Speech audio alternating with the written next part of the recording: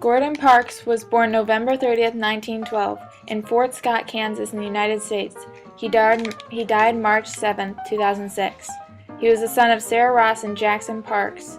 Father was a farmer. As a young boy, age 11, three white boys threw him into the Marmaton River, knowing he couldn't swim. He ducked underwater so they would not see him make it to land. His mother died at age 14. He spent his last night at the family home sleeping beside his mother's coffin.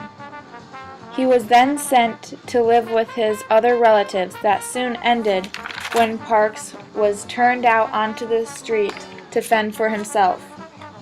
In 1929, he briefly worked at a gentleman's club, the Minnesota Club. When the Wall Street crashed and ended the club, he jumped a train to Chicago, where he landed a job in a flophouse at age 17. At age 25, Parks was amazed by the photographs of migrant workers in a magazine. He then decided to buy his first camera, a Voigtlander Brilliant, for $12.50 at a Seattle pawn shop. The photography clerks that developed Parks' first roll of film applauded him and promoted him to seek a job or fashion assignment at a women's clothing store in St. Paul, Minnesota.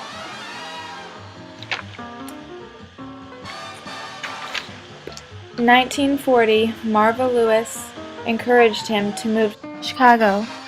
This is where he began a portrait business and specialized in photographs of society women. The next few years, Parks moved from job to job, developing a freelance portrait and fashion photographer on the side. Working as a trainee under Roy Stryker, he created one of the best-known photographs, American Gothic, Washington, D.C. The photograph shows a black woman, Ella Watson, who worked on the cleaning crew of the FSA building, standing stiffly in front of an American flag hanging on the wall in the background, a broom in one hand and a mop in the back. He then had a series of photographs of her daily life. Parks later said that his first photograph was overdone and not subtle. In 1948, a photographic essay on a young Harlem gang leader won Parks a staff job as a photographer and writer with Life magazine. 20 years later, Parks produced photo on subjects such as fashion, sports, and Broadway. He became one of the most provocative and celebrated photographer journalists in the world.